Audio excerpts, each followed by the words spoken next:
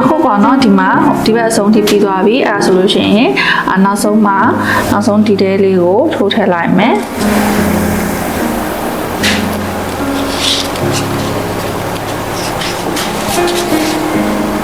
ပေါ့နော်ထိုးထည့်လိုက်မယ်ပြီးတော့အဲ့အထဲလေးတွေပေါ့နော်ဒီအထဲလေးမှာ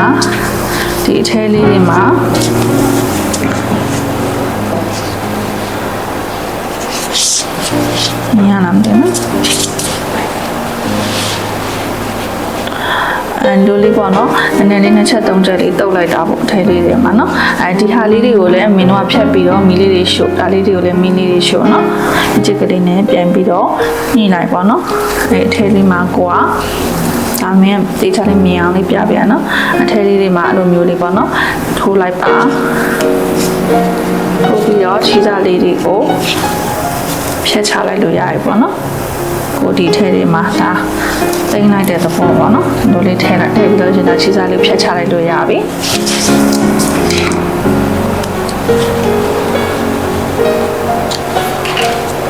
ဆိုဒီဟာလေးကပြီးသွားပြီပေါ့နော်ဒါလေးကဒီလိုမျိုးလေးပြီးသွားပါပြီအဲ့မှာနှိပ်ခလုတ်လေးတက်မယ်ပေါ့နော်နှိပ်ခလုတ်ကကြတော့ကိုကြိုက်တဲ့ပုံစံလေးတက်လို့ရတယ်ဒါမှမဟုတ်လို့ရှိရင်နှိပ်ခလုတ်ဥပမာမတက်ချင်ဘူးဆိုလို့ရှိရင်လည်း6တန်လိုက်လေးရှိတယ်6တန်လိုက်ကလေးရှိတယ်အဲ့6တန်လိုက်ကောင်မှဒီမှာပေါ့နော်6တန်လိုက်လေးတက်ပြီးတော့အချီလေးနဲ့တုပ်ပြီးတော့တက်လိုက်ပေါ့နော်တက်ပြီးဆိုလို့ရှိရင်ဒီပေါ်မှာအလှတက်လေးတက်ချင်တယ်ရတယ်ပေါ့နော်အဲ့တော့မင်းကလည်းဒီမှာနှိပ်ခလုတ်လေးတက်ပြပါမယ်ဒါကတော့သရိကန်ပေါ့နော်သရိကန်နှိပ်ခလုတ်ကလေးကိုကဒီလိုမျိုးအတဲလေးထားပြီးတော့ခါကြတော့နားလေးပါပေါ့နော်နည်းလေးတဲ့ဒါလေးနဲ့စောင်းနေတယ်တဲ့အောင်နေပေါ့နော်အခုပေါ့နော်ဒီမှာဒိုင်းလေးရပါပြီနှိပ်ခလုတ်ကလေးနဲ့ပေါ့နော်ကိုကြိုက်တဲ့နှိပ်ခလုတ်လေးတက်လို့ရပါတယ်အဲ့တော့ဒါလေးကို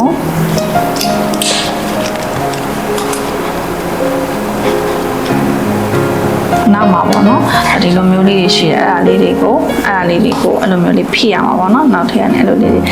ဒီကိုလေးပြန်ဖိသွားလိုက်ပါ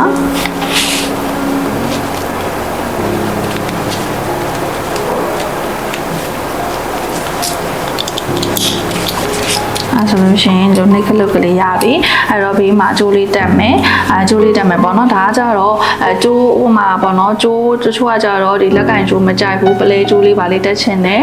ရွှေကျိုးလေးတက်ချင်တဲ့ကျိုးလေးအတွက်လေးဒါလေးတစ်ချက်ပြပေးမယ်ပေါ့နော်အဲ့ကြလို့ရှိရင်တော့ဒါကတော့ကွင်းရှင်လေးလို့ပေါ့နော်ကွင်းရှင်လေးနဲ့ဒီဘက်ဘေးလေးမှာအဲ့လိုမျိုးလေးတက်လိုက်ပါဒီလိုမျိုးလေးပေါ့နော်ကွင်းရှင်လေးတက်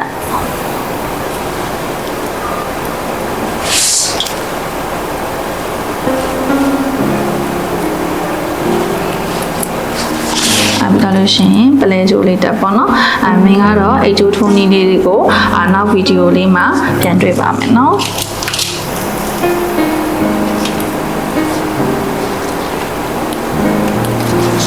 ီလိုလေးပေါ့နော်ဆိုလို့ရှိရင်ပလဲကြိုးတာ60 cm လေးနဲ့ဒီလိုလေးပေါ့နော်အဲ့လိုရပါပြီအိတ်ကြိုးထိုးနည်းလေးတွေနောက်ဗီဒီယိုလေးမှာတင်ပေးပါမယ်နော်အခုဒီမှာပေါ့နော် back form မှာဆိုလို့ရှိရင်မင်္ဂလာကျိုးချုံလေးလေးကိုဖြတ်ပေးမှာဖြစ်ပါတယ်ဒါလေးကတော့ပေါ့နော်ဘယ်အိတ်ဒီဇိုင်းနဲ့မဆိုလိုက်တဲ့ချစ်စရာကောင်းတဲ့ကျိုးထုံးလေးဖြစ်ပါတယ်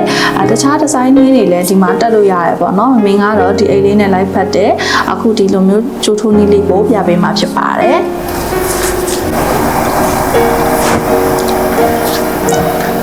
အခုပေါ့နော်ပထမဦးဆုံးကျိုးထုံးမဲ့ဆိုလို့ရှိရင် slip knot လေးရင်းလောက်လိုက်မယ်ကလေးထည့်မယ်ပေါ့နော်အကလေးထည့်မယ်ဒီလိုပုံစံလေးရပြီအဲ့မှာစုံလက်ချိတ်ကလေးစုံလက်ချိတ်ကိုတော့ဒီလိုပုံစံလေးတုံးထားတယ်ပေါ့နော်အဲ့တော့ပုံမှန်တိုင်းကိုချီကိုင်းတဲ့အတိုင်းပဲကိုင်းလိုက်ပေါ့နော်တစ်ဖက်ကကြတော့ဒီမှာဒီကျိုးလေးကိုဒီထဲလေးကိုထည့်မယ်ပေါ့နော်ဒီစုံလက်ချိတ်ကလေးတွေကိုထည့်ပါမယ်စုံလက်ချိတ်ကလေးတွေကိုဒီလိုလေးလာပြီးတော့ထည့်ပါမယ်ထည့်ပြီးတော့တိုင်တူလေးပေါ့နော်တိုင်တူလေး၄တိုင်းထိုးပါမယ်အဲ့တော့ကိုကတခါတည်းဒီကျိုးလေးကိုဖွက်ပြီးတော့ထိုးသွားလဲရတယ်ပေါ့နော်အဲ့လိုမှမဟုတ်ဘူးအပေါ်တစ်ပိုင်းမှာဖွက်လဲရတယ်ပေါ့နော်အခုမင်းကအပေါ်ကျမှပဲဖွက်ပြီးထိုးတော့မယ်ဒါခု1နဲ့3 တိုင်းတို့လေး4တိုင်းထိုးမယ်ဒီမှာအစိုက်ကလေးကချွေးအမှန်အစိုက်လေးနဲ့ထိုးပါတယ်ကိုယ်လေးအကုန်လုံးတခြားဟာတွေအဖုံးတွေအကုန်လုံး4အမှန်နဲ့ထိုးရပေါ့နော်ဒီမှာတော့ချွေးအမှန်ကလေးကိုအသုံးပြုထားပါတယ်အခုဒါတိုင်းတို့4တိုင်းပြီးသွားပြီတိုင်းတို့4တိုင်းပြီးသွားပြီဆိုလို့ရှိရင်တစ်ချက်ချစ်မယ်တစ်ချက်ချစ်ပြီးတော့လို့ရှိရင်တစ်ဖက်ကိုလှည့်မယ်တစ်ဖက်လှည့်တဲ့နေရာမှာဒီမှာတစ်ခါတည်းဒီချီစာလေးကိုဖွက်ပြီးတော့ထိုးသွားမယ်ပေါ့နော်ဒီလိုလေးဖွက်ပြီးတော့ထိုးသွားပါမယ်အဲ့တော့အခုပေါ့နော်ဒီမှာမင်းတို့ကဒီလိုမျိုးလေးတွေဖုန်မီလေးတွေရှိရပေါ့နော်ဖုန်မီလေး၄ခါရှိမယ်အဲ့ဖုန်မီလေး၄ခါမှာဒီဘက်အချမ်းလေးကိုပဲယူပြီးတော့ထိုးမယ်ပေါ့နော်ဒီဘက်အချမ်းလေးကိုယူပြီးထိုးပါမယ်အဲ့တော့အခုဒီလိုလေးဒါလေးကိုဖွက်မယ်ပေါ့နော်ဒါလေးကိုဖွက်ပြီးတော့ဒီထဲကိုတိုင်းတို့လေးတတိုင်းတူပြီးတော့ဒီဘက်ချမ်းလေးပေါ့နော်ဒီဘက်ချမ်းလေးကိုနှစ်တိုင်းအဲ့တော့ပထမအောင်ဆုံးထိုးခဲ့တဲ့ဟာလေးကိုမကြိတ်လေးမှတ်ခဲ့လာအောင်နော်ဒါကမင်းနှစ်တိုင်းရှိပြီပထမအောင်ဆုံးထိုးခဲ့တဲ့ဟာဒီမှာတစ်တိုင်းနှစ်တိုင်းတွားရင်သုံးတိုင်းနောက်ဆုံးမှာ၄တိုင်း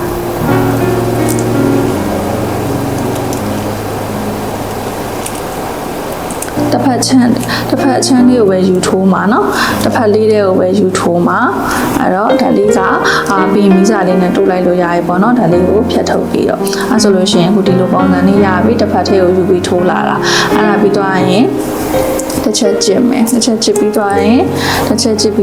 တစ်ဖက်ကိုလှည့်မယ်တစ်ဖက်လှည့်တဲ့အချိန်မှာဒီမှာမင်းတို့ကဒီလိုပုံစံလေးတွေကြံခဲ့တယ်ပေါ့နော်အခုဒီမှာဒီလိုပုံစံလေးတွေ1 2 3 4ခုလေးလိုလေးတွေကြံခဲ့ပါတယ်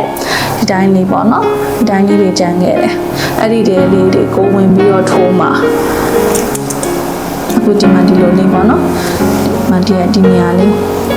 ဒီလိုလေးပေါ့နော်အဲ့ဒါလေးကိုတစ်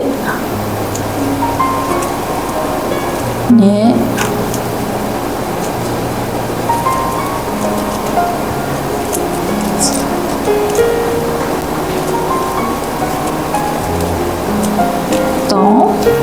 ဒီဘက်ပေးလေးမှာเนาะအားလုံး၄ခုရှိရမယ်เนาะ၄ခုရဲ့အခုဒီမှာမှတ်ချိတ်မှတ်ထားတဲ့ဟာနဲ့ဆိုအားလုံး၈ခုရှိရပါမယ်၈ခုရှိမှမှန်ပါမယ်အဲဆိုဒီတိုင်းလေးရသွားပြီဒါပထမအဆုံးထိုးခဲ့တဲ့အပေါက်ကလေးဒီလိုပုံစံလေးရသွားပါပြီဒီလိုပုံစံလေးရသွားပြီပေါ့เนาะအဲ့တော့ဒါကကိုပထမဆုံးမှတ်ချိတ်မှတ်ခဲ့တဲ့အပေါက်ကလေးเนาะအဲ့တော့မှတ်ချိတ်ကလေးကိုခဏလေးဖြုတ်ထားလိုက်မယ်เนาะအဲဆိုရင်ဟိုဘက်၄ခုဒီဘက်၄ခုမှာမင်းတို့က၈ခုပြီးသွားပြီเนาะပြီးသွားပြီဆိုလို့ရှိရင်ဒီမှာဒါတစ်ချက်ချစ်စရာမလိုတော့ပဲနဲ့ဒီဘက်ကိုလှည့်လိုက်တော့ပါเนาะအဲ့ဒီမှာတစ်ချက်လေးမြင်အောင်လေးပြပေးမယ်เนาะ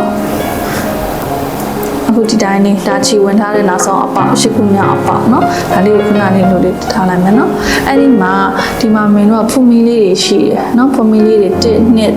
4เนาะဒီမှာဆိုရင်5 6 9 8အဲ့လိုမျိုးလေး8ခုလေးရှိတယ်8ခုရှိမှမှန်မယ်တကယ်ကိုကဒီမှာ4ခုနဲ့စားခဲ့လို့လေ4ခုနဲ့စားခဲ့လို့ဒီမှာ8ခုရှိတယ်တကယ်လို့5ခုနဲ့စားခဲ့တဲ့သူက10ရှိမယ်3ခုနဲ့စားခဲ့ရင်6ခုရှိမယ်အဲ့လိုမျိုးပေါ့เนาะအဲ့တော့အဲ့ဒီဖုန်မီလေးရှိတယ်เนาะဒီမှာဖုန်မီလေးရှိတယ်အဲ့ဒီဖုန်မီလေးရဲ့အောက်ကလေးကိုတစ်ချက်လေးကြည့်ပေးပါเนาะအောက်ကလေးကိုကြည့်တယ်ဆိုဒီလိုမျိုးလေးတွေเนาะဒီလိုအခုံးလေးတွေတစ်ခုံးနှစ်ခုံးသုံးခုံးလေးခုံးအဲ့လိုအခုံးလေးတွေရှိလိမ့်မယ်เนาะ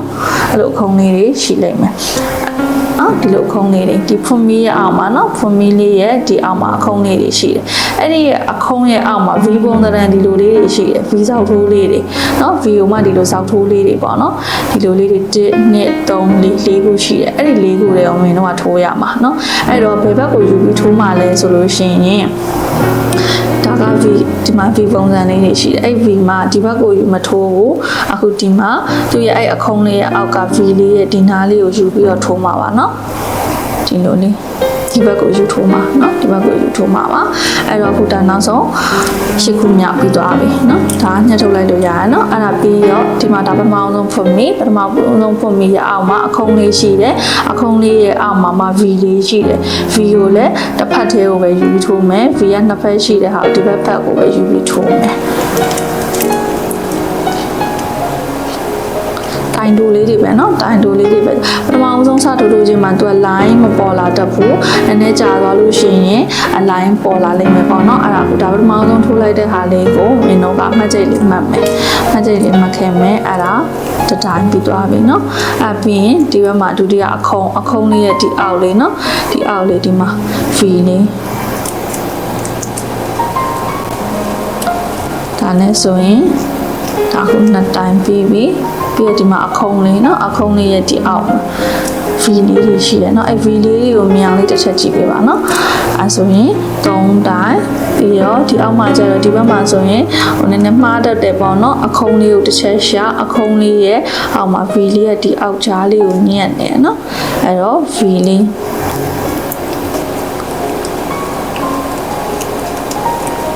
အဲ့ဆိုရင်၄တိုင်းပေါ့เนาะနည်းနည်းယူရတာမင်းလက်နည်းနည်းကျစ်ထားလို့လေကျက်နေတတ်တယ်ပထမဆုံးစထိုးတဲ့ဟာလေးကဒါဆိုရင်ဟိုတိုင်း၄တိုင်းပြီးသွားတယ်ဒါပထမဆုံးမှတ်ချက်မှတ်ချက်အားလုံး၈တိုင်းဖြစ်ရမှာเนาะအဲ့တော့ဒီမှာအခုံးလေးပြန်တွေ့ပြီ1 2 3 1 2 3 4မှာเนาะအခုံးလေးတွေ1 2 3 4အဲ့တော့အဲ့အခုံးလေးတွေရဲ့ဒီအောက်ကအဲ့ V လေးတွေကိုပြန်ထိုးမယ်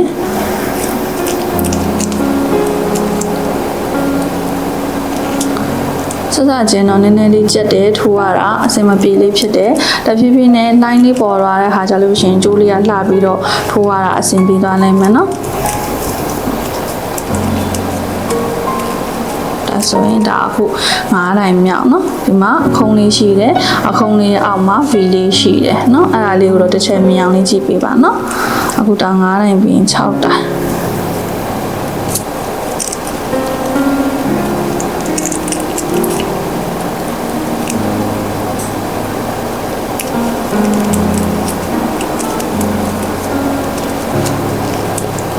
6တိုင်းဒါနဲ့ဆိုရင်ဒါအခု9တိုင်း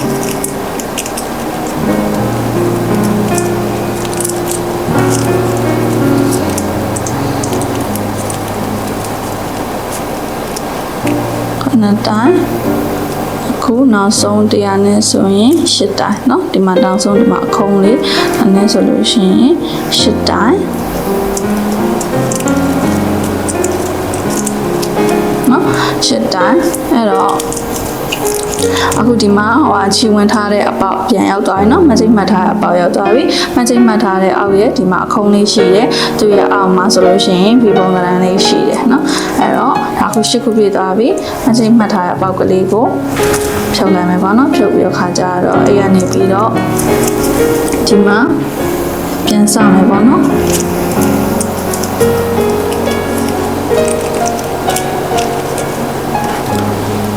မချိတ်လေးတွေမှတ်ခဲ့ပေါ့နော်ကိုကဒီတိုင်းလက်တန်းထိုးတတ်တယ်ဆိုလို့ရှိရင်လုံးဝလက်တန်းမချိတ်မဆရာမလုပ်ဘဲနဲ့ပေါ့နော်ရှစ်ပေါက်တစ်ခါလေးလက်တန်းလေးတွေထိုးသွားရုံပဲအခုဒါ1ဒီပြင်အခုဒါ2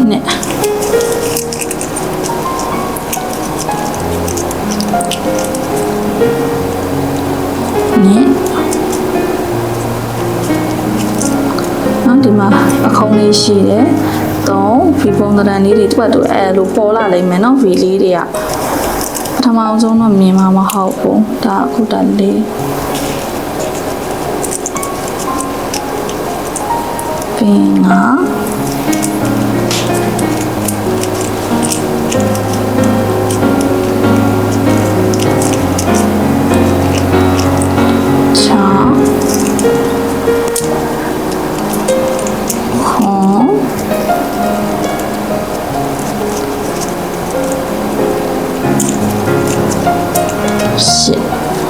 ရှစ်ပြီးသွားလို့ရှိရင်ဒီမှာမှတ်ချိတ်မှတ်ထားတဲ့နေရာပြန်ရောက်သွားရင်နော်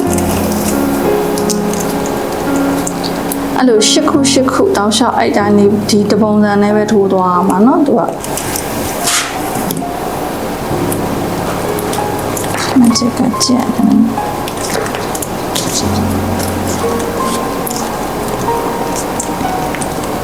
မှာဆိုရင်ခြေဝင်ထားတဲ့အပေါက်ဒီမှာသူအခုံးလေးရှိရဲသူရဲ့အောက်မှာ V လေးရှိတယ်နော်အဲ့ V လေးတွေကိုထိုးရမှာပါ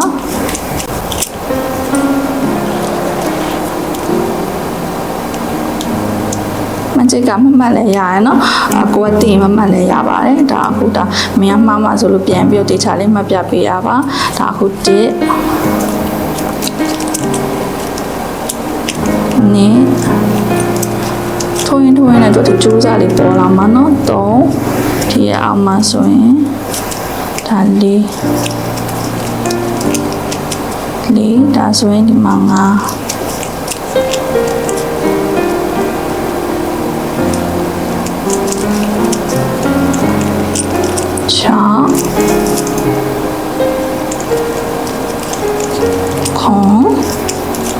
နောက်ဆုံးဒီမှာ8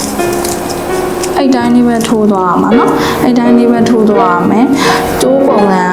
ဘယ်လိုလဲဒီမှာတေးသေးလေးပဲရှိသေးတယ်မပေါ်သေးဘူးเนาะဒီတိုင်းကြည့်လိုက်ရင်ဘယ်နာကိုထိုးထားမှမသိတဲ့ပုံစံမျိုးလေးပေါ်နေတတ်တယ်ပေါ့เนาะအဲ့တော့အခု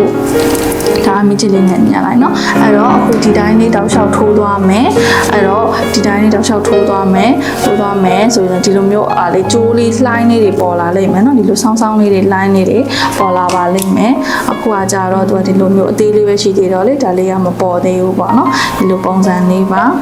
အဲ့တော့အခုဒါကိုတောက်လျှောက်ကိုလိုချင်တဲ့ size ပေါ့เนาะကိုလိုချင်ဟိုကကိုကလက်ကင်အောင်ပဲဒီ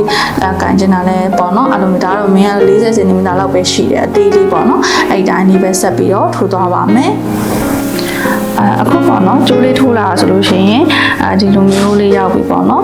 ကိုကဘလောက်ဟိုဖြစ်တာလဲပေါ့နော်40 cm လောက်ပဲမင်းကတော့ထိုးထားတယ်လက်ကင် size လေးပေါ့နော်အဲ့တော့အခုဒီမှာဆိုလို့ရှိရင်ဒီမှာပေါ့နော်အခုဒါမင်းကတော့မှတ်ချက်ဖြုတ်ထားလိုက်တယ်ပေါ့နော်မှတ်ချက်ဖြုတ်ထားလိုက်တယ်အဲ့ဒီမှာဒီလိုလေးနည်းနည်းလေးပုံစံလေးပေါ့နော်အပြားလေးလိုလေးလောက်လိုက်ပြီးတော့ရင်အခုဒီမှာဟိုဟာလေးအပေါက်လေးရှိရပေါ့နော်ဒီလိုမျိုးchain လေးတွေရှိတယ်အဲ့ဒီ chain လေးတွေနဲ့ပြန်ပြီးရောယူပါမှာပေါ့နော်ဒီဘက်မှာအဲ့လိုတစ် chain ရှိတယ်ဒီဘက်မှာတစ် chain ရှိတယ်နော်အဲ့လိုနှစ် chain ပေါ့နော်ဒီဘက်ကဟာနဲ့ဒီဘက်ကဟာကိုယူပြီးတော့ဒီဟိုဟာလေးကိုစုံတဲ့ချိတ်ကလေးကိုပြန်ပြီးတော့ထည့်သွားမယ်ပေါ့နော်ဒီတိုင်းလေးစုံတဲ့ချိတ်ကလေးတွေကိုပြန်ပြီးတော့တစ်ချက်ကျင်မယ်နော်အဲ့လိုလေးထည့်သွားမယ်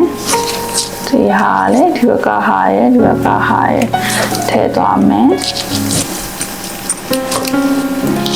အဲ့လိုပဲခါယူပြီးကြည့်လိုက်တာနော်နှစ်ချက်ပြီးတော့ဘက်ကဟာနဲ့နော်အဲ့လိုလေးချင်းလေးကိုယူပြီးတော့3ချက်4ချက်ပေါ့နော်ဟိုမှာလည်း4ခုနဲ့စားထားတော့ဒီဘက်မှာလည်း4ခုနဲ့ပေါ့နော်ချက်ထားပါတယ်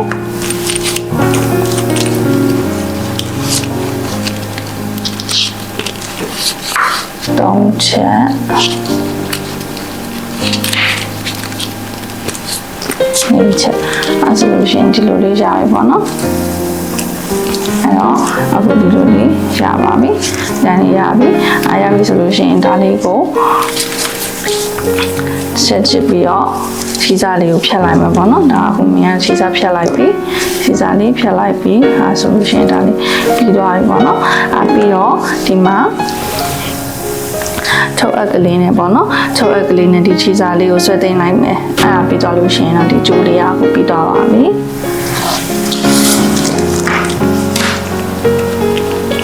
အခုဒီထဲလေးကိုပေါ့နော်ကိုကထည့်ပြီးတော့သိမ်းလိုက်ပါမယ်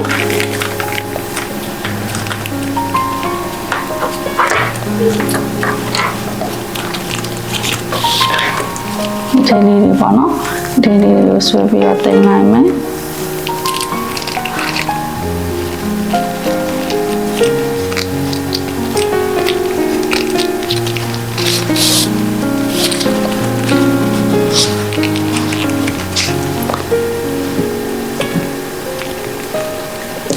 ပေါ့နော်အဲ့လိုသိမ်းကြလို့ရှိရင်ခြေစားလေးဖြတ်လိုက်ပေါ့နော်ဘီမီလေးရှိုးလိုက်အဲ့ဆိုလို့ရှိရင်ပြီးသွားပြီပေါ့နော်ဒါလေးကတော့ခုချိုးထိုးနည်းလေးပြီးသွားပါပြီဒီလိုပုံစံလေးရသွားပါပြီအခုပေါ့နော်မင်းရဲ့ဒီ project shaper 8လေးရဆိုလို့ရှိရင်အပိုင်းလေးပိုင်းနဲ့မင်းရိုက်ပေးထားပါတယ်နော်အခုနောက်ဆုံးပိုင်းလေးကိုလည်းအခုပြီးသွားပါပြီအားလုံးအပိုင်းလေးပိုင်းနဲ့မင်းရိုက်ပေးထားပါတယ်မင်းရဲ့ YouTube channel လေးကိုလည်း subscribe လေးလုပ်ခဲ့ပေးပါအောင်နော်အားလုံးပဲနောက်တဲ့ဗီဒီယိုမှာပြန်တွေ့ပါမယ်နော်အားလုံးပဲကျေးဇူးတင်ပါတယ်